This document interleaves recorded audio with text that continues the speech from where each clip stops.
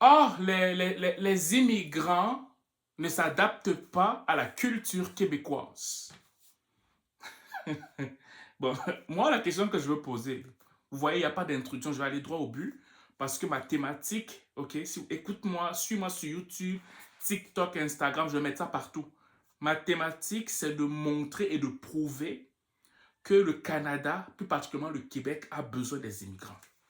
Parce que je me rends compte qu'avec tout ce qu'il y a comme acharnement sur les immigrants, ok, beaucoup de gens ignorent la plus-value des immigrants et il est de ma responsabilité, au nom de tous les immigrants, de vous prouver qu'on ne peut pas se passer des immigrants au Canada, encore plus au Québec.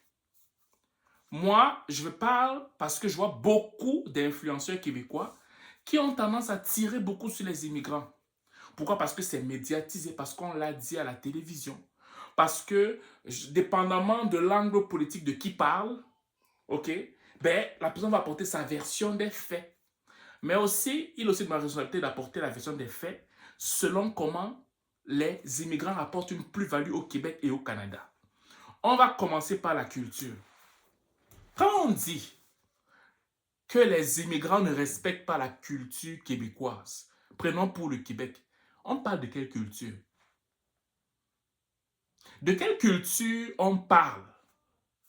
De quelles mœurs on parle? Manger la poutine? Prendre le sirop d'érable? De quoi on parle? Parce que je ne dis pas que ce n'est pas, je vais dire, je m'adresse à une poignée de Québécois, parce qu'il y en a beaucoup qui ne se rendent peut-être pas compte, mais ils manifestent leur racisme différemment. Le racisme, ce n'est pas simplement insulter quelqu'un. Le racisme, ça peut être, c'est pour ça qu'on parle souvent du racisme systémique. Ça peut être un comportement que tu as, une façon de je veux dire, paternaliser les gens sous prétexte que tu te sens inférieur sans argument au préalable. Quand vous dites que, je vais recommencer, quand vous dites que les immigrants ne s'adaptent pas à la culture québécoise, dites-moi combien de Québécois de souche pratiquent ou manifestent leur culture au quotidien. Je recommence. Dites-moi combien de Québécois de souche manifestent au quotidien leur culture. Dites-moi combien de Québécois de souche sont imprégnés de leur culture dans le quotidien. Dites-moi combien de Québécois de souche, je vais dire, pratiquent quotidiennement, manifestent, démontrent dans leur façon de faire, dans leur façon de parler, dans leur façon d'être, leur culture. Parce que quand vous partez dans des pays dont, je vais dire, les habitants sont remplis de leur culture, tu n'as pas besoin de forcer. Automatiquement, les gens vont se ranger à la culture de ce pays-là. Mais les pays dont la culture n'est pas manifeste chez les habitants de souche, mais c'est certain que les autres qui viennent ne vont pas manifester ça. Bien au contraire, ils vont venir imposer leur culture à eux dans leur coin on leur aura assigné. Si par exemple tu pars, je te prends un exemple comme ça là, à Saint-Michel, je te prends un exemple, tu vas voir qu'il y a beaucoup d'Arabes là-bas. Il y aura comme la culture arabe dans cette zone-là. Si tu pars dans la petite Italie, par exemple, tu vas voir qu'il y aura beaucoup d'Italiens. Tu vas voir qu'il y aura la culture italienne dans cet environnement-là. Ce n'est pas parce que les Italiens ne veulent pas respecter la culture québécoise. Ce n'est pas parce que les Arabes, ok, l'Afrique du Nord, l'Afrique subsaharienne, l'Afrique de l'Est ne veulent pas respecter les cultures. Non, mais c'est parce que beaucoup de Québécois ne manifestent pas quotidiennement leur culture. Beaucoup de Québécois, particulièrement les jeunes, ne vivent pas quotidiennement leur culture. Quand tu les vois, qu'est-ce qu'on rencontre? Quand je parle de Québécois, là, je parle de ceux qui sont nés au Québec, de ceux qui ont grandi au Québec, qui ont été élevés à la mamelle du Québec, peu importe tes origines. Parce que pour moi, tu peux être noir, tu es québécois. Tu peux être asiatique, tu es québécois. Moi, je ne sectarise pas le Québécois, contrairement à beaucoup de jeunes de blancs qui ont tendance à sectariser le Québécois. Quand moi je parle de Québécois, peu importe tes origines, si tu es né et grandi au Québec, pour moi, tu es un Québécois. Voilà. Ce qu'on rencontre généralement, particulièrement dans la jeunesse, ok, et même dans un certain âge, même les baby boomers, qui sont censés manifester la culture québécoise, qu'est-ce qu'on rencontre généralement? Il y a le divertissement à outrance. Est-ce que pour vous, la culture, c'est le divertissement à outrance? Parce que c'est ce qu'on voit dans beaucoup d'entre vous. à savoir aller dans les bars, les spectacles, les voyages et s'acheter de belles choses. J'ai acheté mon bateau, j'ai acheté un nouveau troc, j'ai acheté une nouvelle maison, j'ai fait des rénovations comme ça. C'est ça la culture québécoise? Est-ce que c'est ça la culture québécoise? Ce n'est pas ça. Parce que celui qui connaît la culture québécoise va comprendre que c'est un mélange. Il y a un peu de culture française dedans. Il y a un peu de culture anglaise dedans. Il y a un peu de culture, je ne sais pas moi, d'autres contrées qui sont venus vivre sur le territoire, qui étaient d'abord des Premières Nations. Fait, la culture québécoise est un mélange de pas mal de choses. Il y a aussi le côté politique qui va entrer, le côté des résistants québécois parce qu'ils ont résisté aux Anglais. Fait que tout ça génère une forme de culture. Mais ça, là, on ne le voit pas dans beaucoup de Québécois. On ne les voit pas dans beaucoup de Québécois. C'est désolant de le dire, mais c'est ça. D'où le fait que quand les autres viennent, vu qu'ils trouvent que beaucoup de Québécois ne sont pas imprégnés, imbibés de leur culture, ben ils vont automatiquement dans leur environnement mettre leur culture. Je ne suis pas forcément d'accord avec ça. Mais le problème, ce sont nous, les Québécois, qui sont nés, grandis, vécus ici. On ne manifeste pas pleinement la culture québécoise. N'accusez pas les autres. Le deuxième point qui fait en sorte que les gens, des fois, ne manifestent pas leur culture, ne s'adaptent pas à la dite culture québécoise qu'on voit, c'est la banalisation de la sexualité.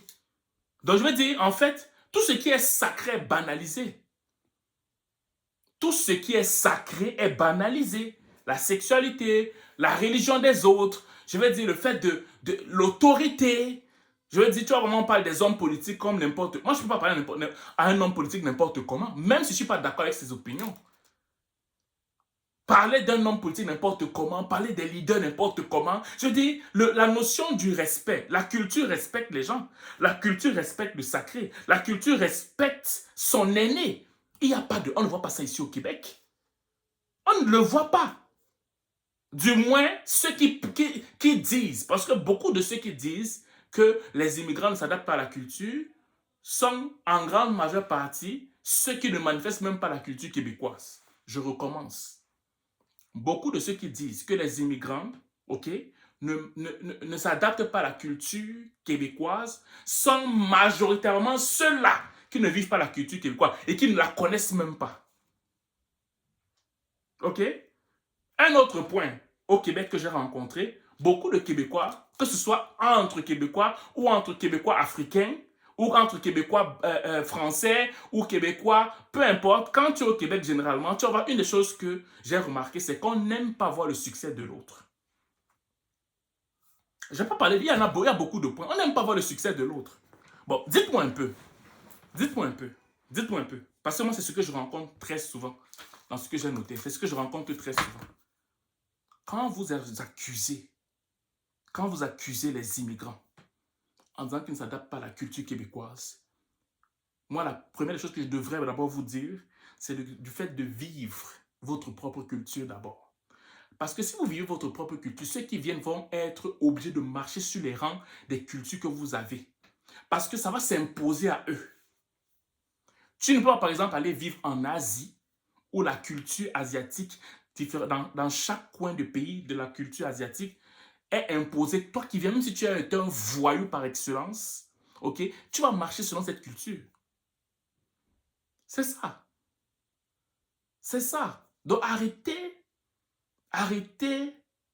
de prendre des prétextes bidons. Et moi, je vais démonter tous les prétextes que les gens ont pris, tous les prétextes, afin qu'on voit la plus-value des immigrants. Donc ça, c'est la première vidéo. La prochaine vidéo, ça va parler sur l'aspect professionnel, l'aspect académique, l'aspect démographique, l'aspect économique. Je vais développer tous ces points afin qu'on arrête de dire que les immigrants, c'est le fardeau du Québec, c'est le fardeau du Canada. Bien au contraire. Ce sont les immigrants qui donnent la visibilité au Canada. Oui. Et beaucoup de ceux qui le savent ne parlent pas, même s'ils sont des Québécois ou Canadiens de souche. Mais sont ceux qui ne prennent pas conscience de ça, qui bavardent beaucoup. Oui. Et ne vous fiez pas à ce qui est dit dans les politiques. Parce que la politique, c'est la politique. Je te dis ce que tu vas entendre, puis quand les voix seront prises, quand j'aurai mes votes et toutes ces choses-là, ben, je vais revoter les choses parce que je ne veux pas que l'économie tombe. Ne soyez pas surpris que le Premier ministre François Legault retourne sa veste demain. Parce qu'il sait que les élections approchent. Parce qu'il sait qu'au niveau de sa politique, quand on regarde l'opinion publique, il n'est plus sa côte est en bas. Et il sait que ce qui touche, ce que les Québécois, les Canadiens touchent, là, ce qui les touche, ce qui touche tout le monde, on va te dire que c'est l'immigration. C'est l'immigration. Ah oui, c'est vrai, c'est l'immigration. Hein? Oui, quand il va être revoté, je vous le dis, vous pouvez enregistrer la vidéo, vous allez voir qu'on va encore ouvrir les vannes de l'immigration. Peut-être même 2-3 fois plus qu'avant. Donc, laissez l'histoire de culture tranquille.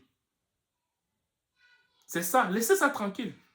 Donc, ceci est la première vidéo par rapport à la série démontrant que les immigrants ont leur place au Québec et au Canada, en fait. Voilà. J'espère que cette vidéo va vous parler, vous interpeller. Partagez, commentez, tout ça, afin qu'on puisse avoir, comme, même si on n'est pas d'accord, qu'on se respecte dans les commentaires et on avance ensemble, en fait. Voilà. Je vous souhaite de passer une excellente journée ou une excellente soirée, dépendamment du lieu où vous m'écoutez. Ciao.